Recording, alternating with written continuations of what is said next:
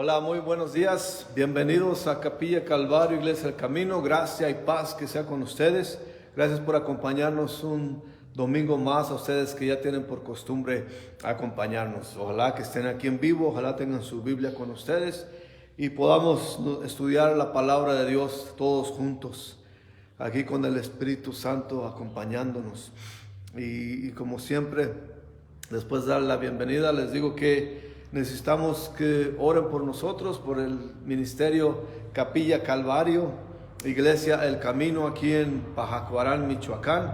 Y se acercan estas fechas navideñas, tenemos melancolía, tenemos nosotros sentimientos encontrados, pero estamos aquí tratando con nuestras pocas fuerzas y voluntad servir al Señor, necesitando de su poder y de su gracia. Así que si nos puede levantar en oración al Señor, le agradecemos de todo corazón. También este estudio les aviso que va a estar en YouTube en un par de horas más para ustedes, aquellos que les gusta más la plataforma de YouTube, y que nos apoyen de alguna manera. Ustedes saben cómo hacerlo mediante las redes sociales. Apóyennos, compártanos, ayúdenos a esparcir estos videos, por favor. Y ya con eso vamos a pasar nuestro estudio. Ojalá que tengan sus Biblias con ustedes, como siempre les digo. Hoy vamos a estudiar, estamos corrientemente en la primera carta de Pedro, del capítulo 4, vamos a empezarlo hoy. Vamos a estudiar del versículo 1 hasta el 11, así que si tengan sus Biblias y acompáñenos en la gran escritura, la sola escritura, como decían los reformadores, que es lo que nos debemos enfocar, y más en estos tiempos de tanta melancolía y tanto ajetreo de la gente. Pero nosotros tenemos el enfoque en nuestro Dios, en nuestro Señor, y queremos acercarnos cada vez más a Él. Sabemos que no somos dignos de Él, pero levantamos nuestros brazos al Dios de gloria, al Señor de señores, que por su obra estamos aquí con Él. Así que saludos a los que nos están acompañando ya, y vamos a estudiar la palabra del Señor. Capítulo 4 de la primera carta de Pedro, los primeros 11 versículos, dice la palabra del Señor: puesto que Cristo ha padecido por nosotros en la carne, vosotros también armaos del mismo pensamiento, pues quien ha padecido en la carne terminó con el pecado, para no vivir en el tiempo que resta en la carne, conforme a las concupiscencias de los hombres, sino conforme a la voluntad de Dios. Baste ya el tiempo pasado para haber hecho lo que agrada a los gentiles, andando en lascivias, concupiscencias, embriagueces, orgías, disipación y abominables idolatrías. A estos les parece cosa extraña que vosotros no corráis con ellos en el mismo desenfreno de disolución, y os ultrajen.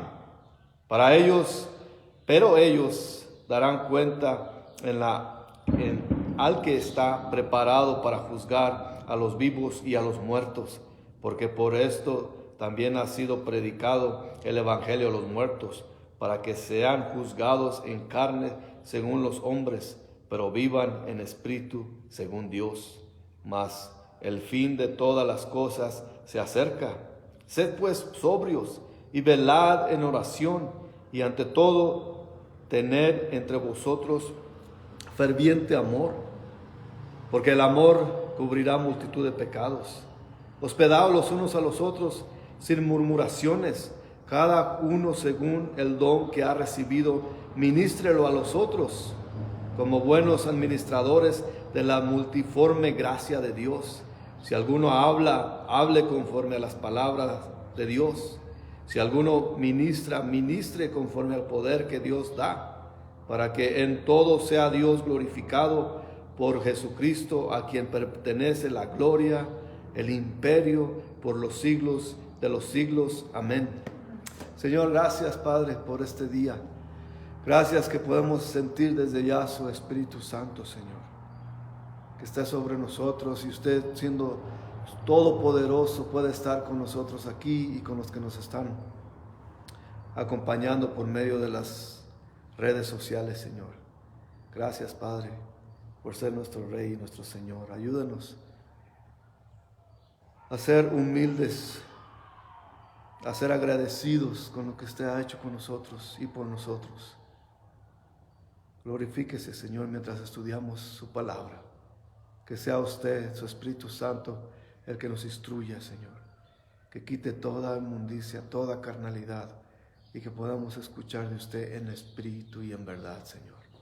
Gracias, Padre, por acompañarnos, por estar aquí, por enseñarnos su palabra. En el nombre precioso y poderoso, majestuoso de nuestro Señor Jesucristo. Amén. Ya sabemos desde todo el contexto de la carta de Pedro ha sido acerca de vivir para el Señor, y de que Él se ha enfocado básicamente en el sufrimiento del cristiano. Y nos ha venido enseñando, como por ejemplo aquí, una vez más en este primer versículo del capítulo 4 de Primera de Pedro, dice: puesto que Cristo ha padecido por nosotros en la carne, vosotros también armados del mismo pensamiento, pues quien ha padecido en la carne terminó con el pecado. Es el ejemplo. Una vez más, Pedro nos lleva al ejemplo de Jesucristo. Cuánto Él sufrió siendo Rey y Señor, siendo Dios, se hizo hombre, pero nunca dejó de ser Dios. Así en la carne Él sufrió y nos dio el ejemplo para sufrir, y nos dice, porque tuvo que morir Él por nuestra causa. En verdad, fueron los romanos quienes dieron muerte, fueron los judíos quienes lo entregaron a muerte, pero fue por nuestros pecados. Él en sí murió por nosotros en la carne que Él tomó para sí, siendo todo Dios y todo hombre. Y así que por eso Él murió, y nos recuerda a Pedro siempre. Si sufrimos, si tenemos sufrimientos, no son nada comparados a los sufrimientos del Señor. Por eso Él tomó forma y naturaleza humana para sufrir y morir por nosotros y nuestros pecados. Por eso cuando pecamos nos duele a nosotros los que somos de Él. Por eso cuando pecamos y le fallamos, venimos a Él. Sabemos que Él nos perdona, pero de todos modos nos duele el pecado. Y eso va a ser el contexto de nuestro estudio este día. Que el pecado nos duele, nos molesta. No es como antes, como éramos del mundo, que hacíamos los pecados con naturaleza. Pero nuestra naturaleza ya cambió.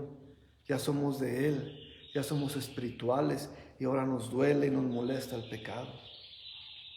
Y cuando dice armados del mismo pensamiento, quiere decir que para poder pelear la buena batalla tenemos que ser armados.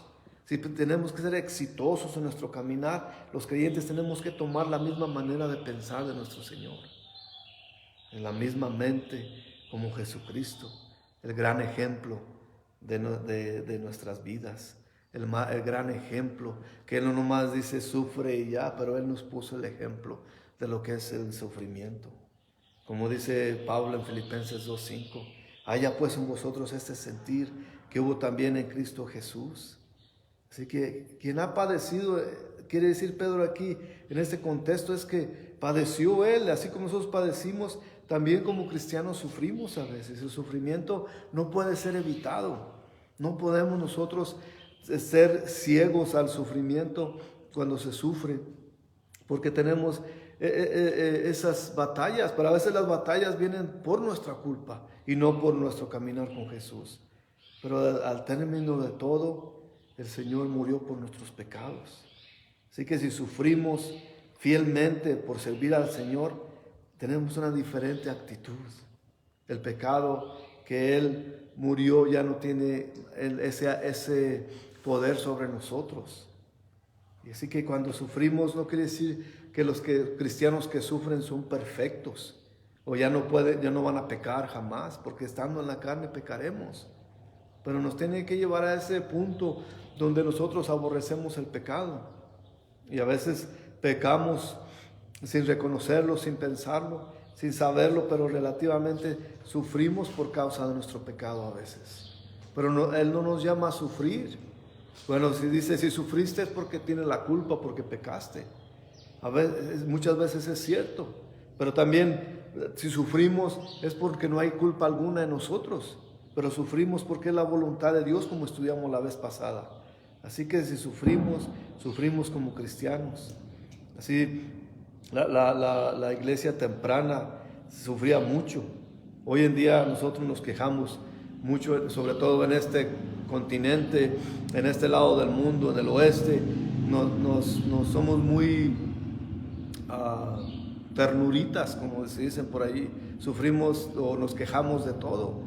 Pero hay lugares donde verdaderamente sufren por ser cristianos, donde son atacados, donde son bofetados, golpeados, roban sus casas, saquean sus casas, los corren de los lugares. Esos son verdaderamente sufridos. Nosotros no tenemos sufrimiento de esa manera.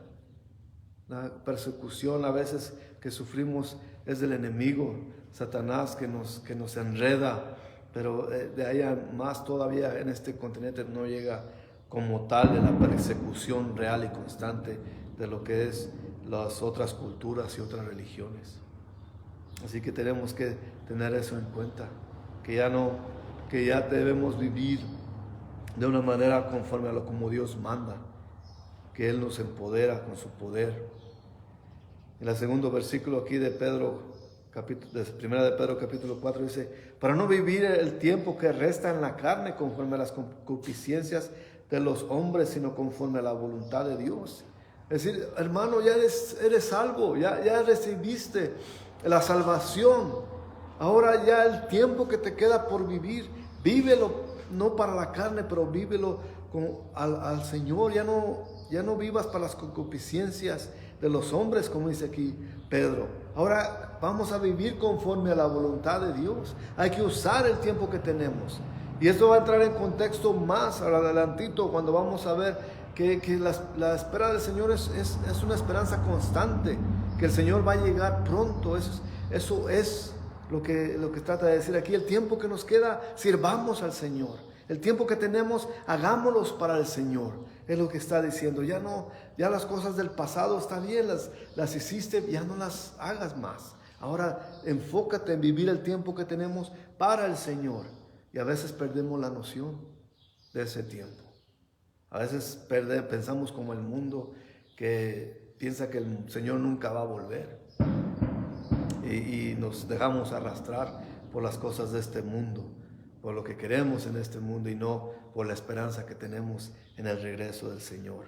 Y continúa Pedro aquí en el versículo 3 diciendo: basta ya el tiempo pasado para haber hecho lo que le agrada a los gentiles, andando en lascivias, concupiscencias, embriagueces, orgías, disipación y abominables idolatrías. Veamos cómo dice todo esto. Todos somos culpables. Bueno, hay algunas cosas que dicen, yo nunca anduve en orgías ni nada de eso, pero pecamos de todas maneras.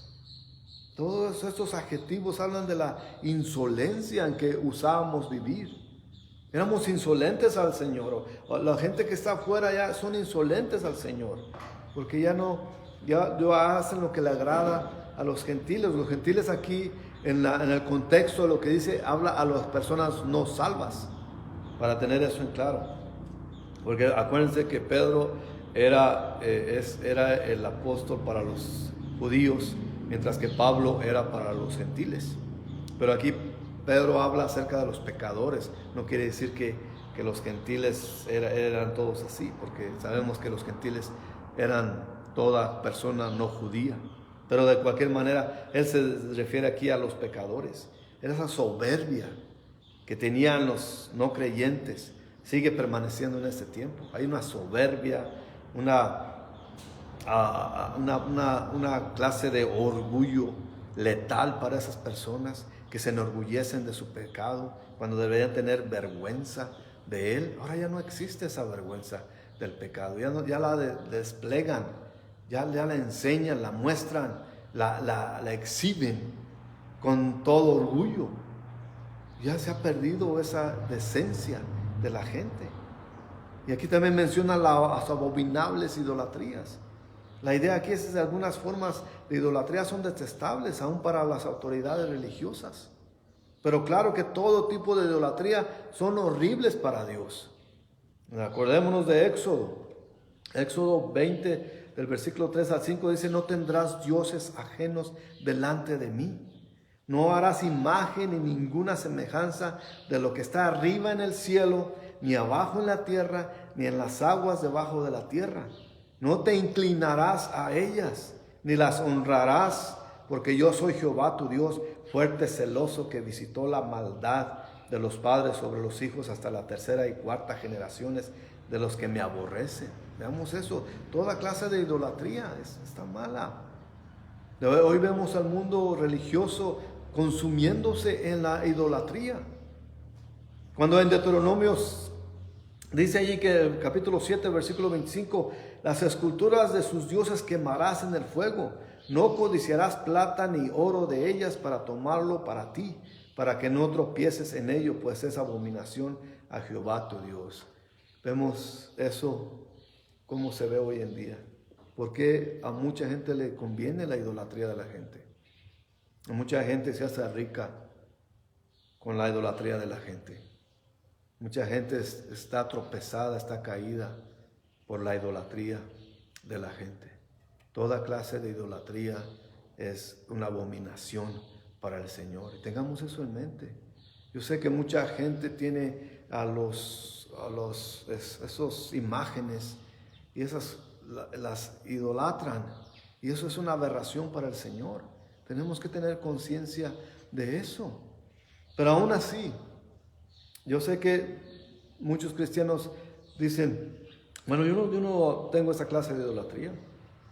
Pero muchas veces los cristianos también sufrimos de idolatría porque ponemos personas, objetos, a nosotros mismos, nos idolatramos, y eso es también de una clase de idolatría. Así que los cristianos no estamos exentos de eso.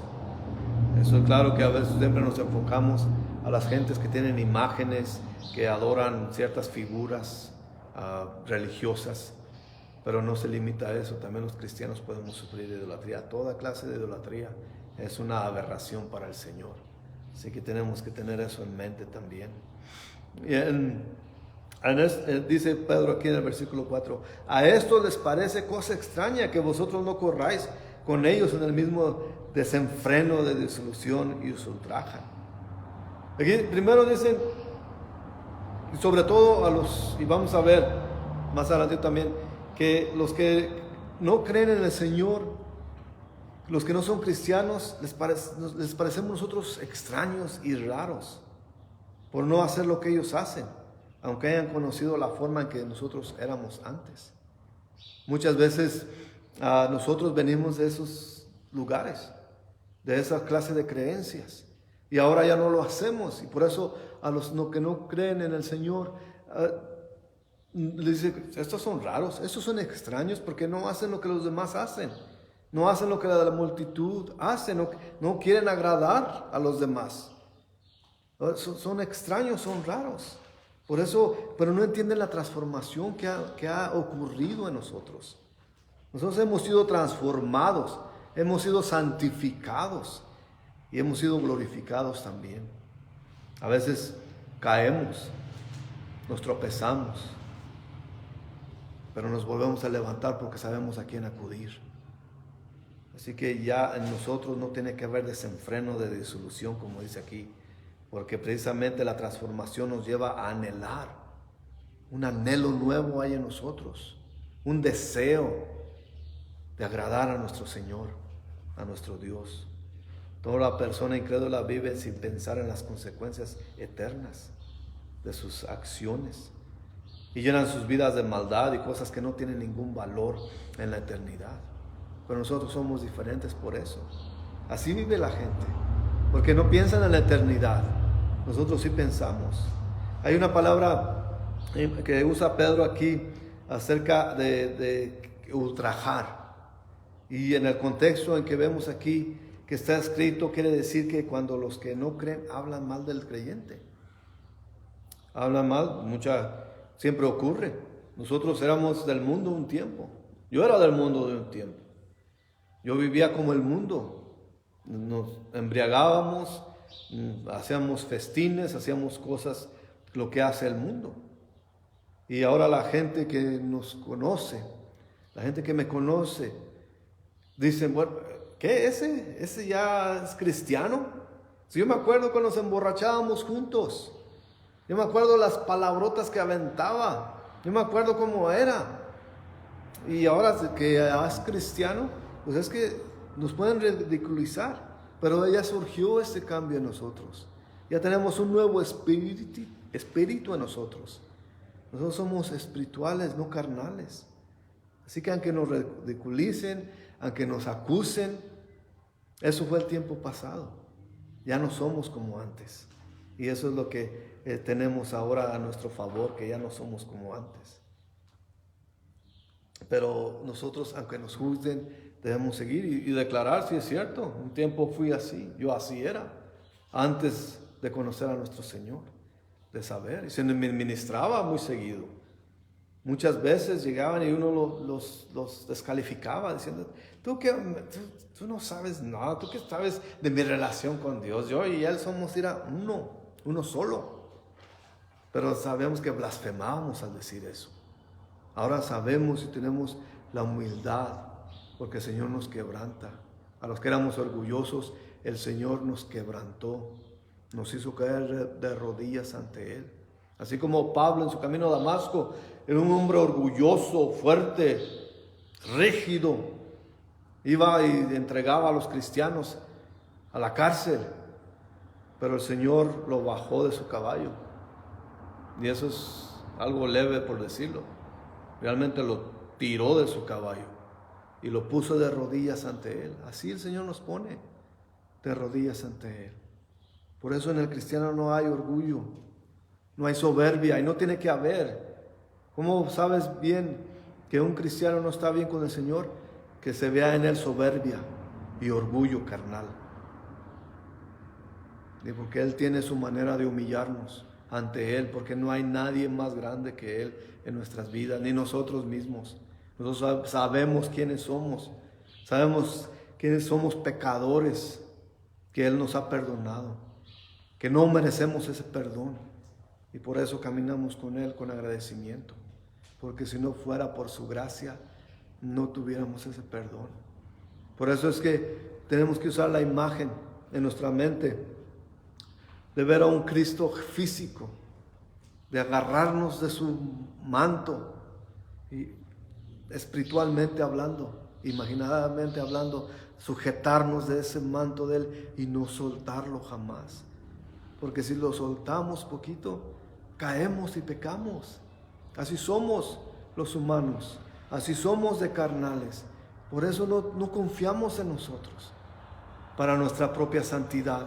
Confiamos en Jesús, que Él nos sujetamos a Él para no desviarnos ni un segundo de Él, porque en ese segundo caemos, nos enlodamos, nos ensuciamos de pecado. Por eso esa manera podemos nosotros sujetarnos a Él y a su voluntad. Y eso es una manera bien de pensar, de decir, no me suelto, Señor, de usted. No me suelto porque fallaré. Me caeré, Señor. Me ensuciaré si me suelto un momento de usted, Señor. Esa es la actitud del cristiano. No soberbia, no orgullo, no valor propio. Porque en mí no hay ningún valor, no hay ninguna decencia, no hay ninguna santidad aparte de Él. Solamente Él, que me la otorgó por su gracia y por su voluntad. Así tenemos que vivir nuestras vidas como cristianos. El versículo 5 dice Pedro, pero ellos darán cuenta al que está preparado para juzgar a los vivos y los muertos. Está hablando de aquellos que nos juzgan, que se burlan de nosotros, que nos llaman cristianitos, aleluyas.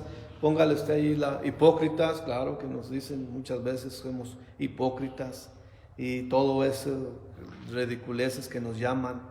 Pero aunque los incrédulos piensan que son libres para hacer lo que quieren, están rotundamente equivocados. Porque ya leímos una vez, pero es importante que lo leamos. En Apocalipsis 20, versículo 13 al 15 dice, y el mar entregó los muertos que habían en él, y la muerte y el Hades entregaron los muertos que habían en ellos, y fueron juzgados cada uno según sus obras. Y la muerte y el Hades fueron lanzados al lago de fuego. Esta es la muerte segunda. Y el que se halló inscrito en el libro de la vida fue lanzado al lago. El que no se halló, inscrito en el libro de la vida fue lanzado al lago de fuego. Aquí quiere decir que todo aquel pecador que se ha aferrado a Cristo, que vive para Jesús, que hemos creído en Él, estamos escritos en el libro de la vida. Todo aquel que no se encuentra en el libro de la vida es que no ha creído en el Señor Jesucristo. Y ya es a todo aquel que va a ser juzgado según sus obras. Para entender un poquito más esto es, si tú no crees en Jesucristo, tú serás juzgado. Habrá, como dice aquí en Apocalipsis 20, habrá un juzgamiento, no hay un purgatorio en donde te pasarás un tiempo de condena y después serás libre y te irás al cielo. Eso no existe, no está en la Biblia. Lo que sí está en la Biblia es que estás muerto, te vas a ir al infierno, pero habrá un tiempo donde el Señor juzgará a vivos y muertos.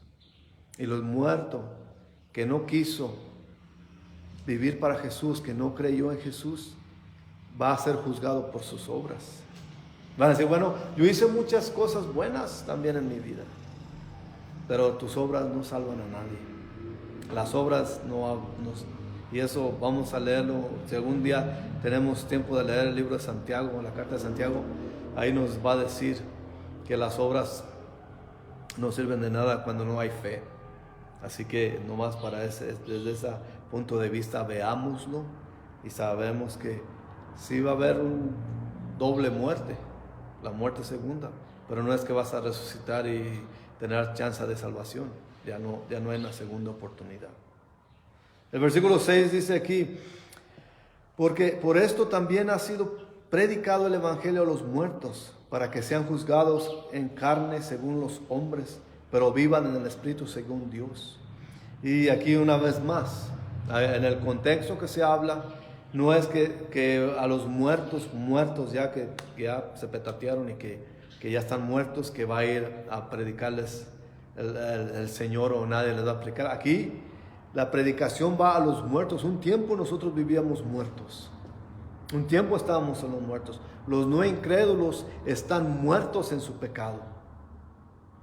Pero cuando se nos predica la palabra, se nos predicó la palabra, nos predicó el evangelio, a los que creemos tenemos vida en Jesús.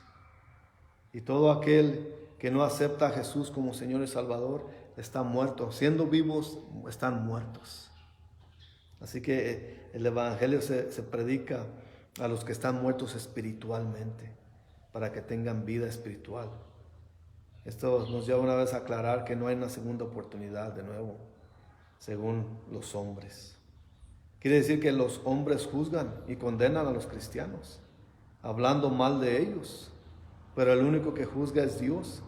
Y si somos de Él, Él nos da vida después de la muerte.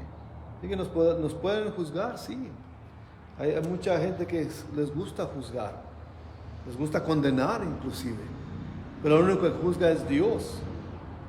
Y es el único. Nos pueden decir que no nos merecemos. Claro que eso es verdad.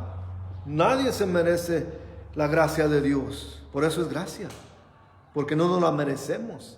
Si no fuera una recompensa, si nos mereciéramos la salvación. Pero nadie se merece la salvación. Pero es la gracia de Dios que abunda, la gracia de Dios que es nueva cada mañana. Eso es lo que nos da la salvación. Que somos, para la gente somos imperdonables. Para mucha gente lo que hicimos está mal y es digno de condenación. Y no se equivocan. Pero Jesús, siendo nuestro abogado, estando nosotros en el libro de la vida, no es por nuestros propios méritos, pero fue porque Jesús, siendo nuestro gran abogado, Él nos declaró no culpables. Y hay una diferencia cuando se dice no culpable a inocente, porque inocentes no somos pecadores, pero Él nos ha declarado no culpables por su gracia. Por eso tenemos nosotros la salvación, no porque no la merezcamos, no porque somos mejores que los demás, porque en realidad en la carne somos hasta peores que los que andan en el mundo, pero la diferencia es que somos de Él. Lo hemos declarado nuestro Señor y Salvador, y por eso el único que nos juzga es Él, y Jesús está intercediendo por nosotros al Padre. Así que no nos pueden decir lo que sea, pero sabemos nosotros quién es Jesús, nuestro gran abogado, nuestro Señor, nuestro Redentor. Siguiendo aquí en la primera de Pedro capítulo 4 versículo 7 dice: mas al fin de todas las cosas se acerca. Sed pues sobrios y velad en oración. Los cristianos de la iglesia temprana esperaban fervientemente el regreso de Jesús. Y ese regreso de Jesús sería en el tiempo de ellos. Realmente lo creían así. Pablo lo creía de esa manera. En Romanos 13, versículo 12 dice Pablo: la noche está avanzada y se acerca el día. Desechemos pues las obras de las tinieblas y vistámonos las armas de la luz. Así que todo eso nosotros también tenemos que tener. Ya hace ratito estaba diciendo yo que a veces nosotros perdemos la noción del tiempo, porque el tiempo ya está. El Señor regresa en cualquier momento. El hecho de que el Señor no llegó en el tiempo de la iglesia temprana no invalida su promesa. Acuérdense que para nosotros 1000 años, para el Señor puede ser un día solamente. Así que no estamos fuera. Si no estamos fuera de su voluntad, la promesa sigue vigente. Así que no importa qué interpretación le demos a las escrituras proféticas, tenemos que vivir en la espera. Y lo importante es que por seguro veremos al Señor Jesús y estaremos delante de Él. Así que todo el mundo estará, ya vemos el libro en Apocalipsis 20, todo el mundo estará enfrente de Jesús un día. Ese día va a llegar. Cada persona, pecadores y no pecadores, estarán ahí enfrente del Señor. Pero la manera que vivimos y servimos en nuestras vidas determina cómo seremos vistos por Él. Si ya seamos como de Él, sus hijos, el que nos representa es Él, o sea, como enemigos de Él. Y somos enemigos, el enemigo se va a ir al lago de fuego para siempre. Pero mientras tanto seamos sobrios, dice Pedro, y velemos en oración, que dice que estemos en constante oración. Nosotros, cuando estábamos en otro lado, en nuestro ministerio, en San Antonio, Texas, teníamos la costumbre de orar siempre, cada semana, y juntarnos por lo menos una vez al mes con los creyentes y tener esa comunión en oración. Y eso nos ayudaba bastante a todos nosotros a ser nosotros responsables los unos a los otros y vivir una vida agradable a Dios.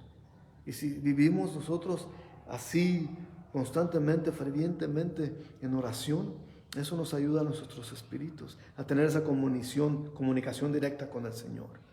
Y nos ayuda en grupo. Claro que tenemos que tener una oración individual, de estar platicando con nuestro Señor, pero también de manera corporal. Es bueno que la iglesia se junte y ore. Por eso nosotros le pedimos, si usted tiene una iglesia donde acude, si es que puede acudir, y acude a una iglesia, es importante una iglesia que ora. Muy importante. Es mucho. Eso es de lo que a veces nos sentimos nosotros secos. Tenemos que confesar que nos hace mucha falta eso, el compañerismo y la oración. Y eso a veces nos ha llevado a sentirnos secos. Y así lo que nos hace es la intensidad con que el Espíritu nos llena a veces. Es lo que nos hace, refresca un poco. Pero también tenemos esa hambre de estar entre familia cristiana y orar. Tenemos mucha necesidad de eso. Y con lo que dice aquí, ya para terminar, vamos a llegar solamente al versículo 8. Dice, y ante todo, tener entre vosotros ferviente amor por el amor, porque el amor cubrirá multitud de pecados. El contexto que se escribe aquí, de los cristianos tengamos el empeño. Es como decir, con todas tus fuerzas, haz todo lo que pueda, ten un ferviente amor, ese amor inexplicable. ¿Cómo amamos a los demás? No porque son buenos con nosotros. ¿Cómo amamos a los demás? Es porque Cristo nos llama a amarlos. Por eso nos tenemos que amar entre cristianos. Y eso se ha ido también acabando últimamente. En los cristianos no hay ese amor ferviente. Porque dice aquí, porque el amor cubrirá multitud de pecados. Y en el contexto que se escribe aquí nuevamente no quiere decir que el amor de los hermanos nos da la salvación. No es eso. El cubrirá los pecados no quiere decir cualquier cristiano tiene el poder para perdonar pecados o cubrir cualquier pecado. Lo que quiere decir es que como cristianos no critiquemos al que peca, pero levantémoslo en oración. No acusemos al que peca, pero levantémoslos en oración. No los desechemos a nadie, pero levantémoslo en oración. Es lo que quiere decir Pedro aquí, que el amor de los cristianos cubrirá multitud de pecados. Tenemos que entender eso, porque está citando aquí Pedro Proverbios 10, versículo 12, donde dice, el odio despierta rencillas, pero el amor cubrirá todas las faltas. Y una vez más, no es que se cubran las faltas como tal, ni que se borren las faltas. Es que la persona está siendo orada, está siendo levantada en oración. Así que tenemos que tener esa clase de amor, porque nosotros no somos ningún juez, nosotros no somos ningún verdugo tampoco. Nosotros tenemos que levantar a los que pecan con toda vehemencia y con todo amor. Así que podemos demostrar nuestro amor por nuestros hermanos creyentes, perdonarlos verdaderamente y no hablar mal de ellos ni condenarlos por sus pecados. Tenemos que tener ese corazón de Jesús, porque Jesús nos perdona. También nosotros perdonamos a los que nos ofenden, como dice la oración.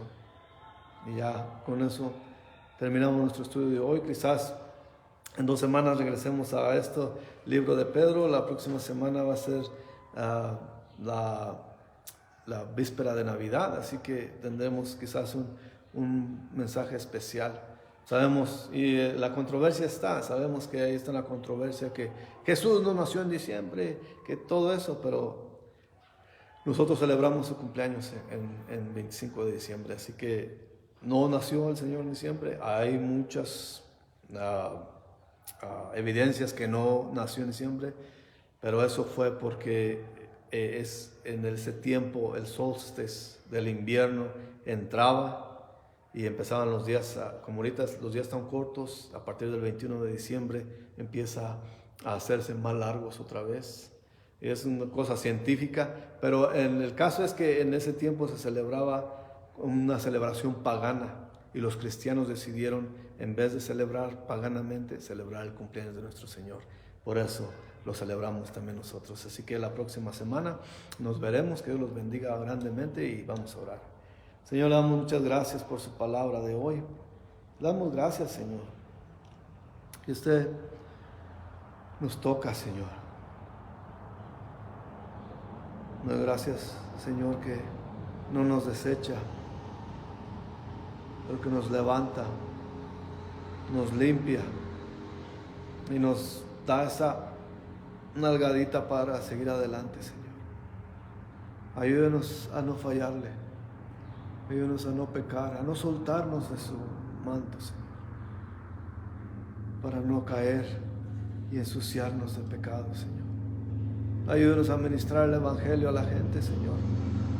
Denos valentía, denos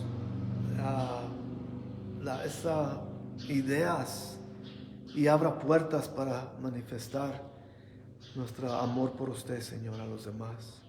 Que la gente venga a la salvación, Señor. Le pedimos por estos pueblos, por esta región, para la salvación de la gente, Señor, que su Espíritu Santo haga un gran avivamiento en estos lugares, Señor. que la gente pueda venir a arrepentirse de sus pecados y venir a arrodillarse ante usted, Señor de señores y Rey de reyes. A los que nos están viendo, Señor, ya con ellos, provea por sus necesidades, sana sus enfermedades y bendígalos grandemente, Señor, bendiga sus hogares. Y ayúdenos, Señor, a ser valientes, a ser edificados y a ser fuertes para permanecer en la batalla que tenemos por delante, Señor. Gracias, Padre, por no dejarnos solos, porque no peleamos con nuestras propias fuerzas ni poder, pero por el poder de su Espíritu Santo, Señor. Gracias, Jesús, nuestro Señor, Salvador, nuestro Rey majestuoso, Señor. Amén. Que Dios los bendiga grandemente. Nos veremos la próxima vez. Que Dios los bendiga.